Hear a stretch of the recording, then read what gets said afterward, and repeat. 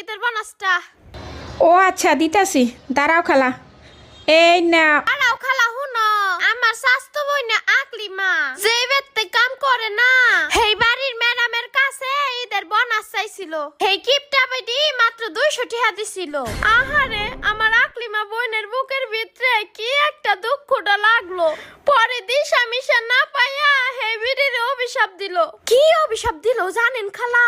কি অভিশাপ দিল? ইরানরা বলে বিদেশি বিদেশি কত বুম ফালাইবেনছে।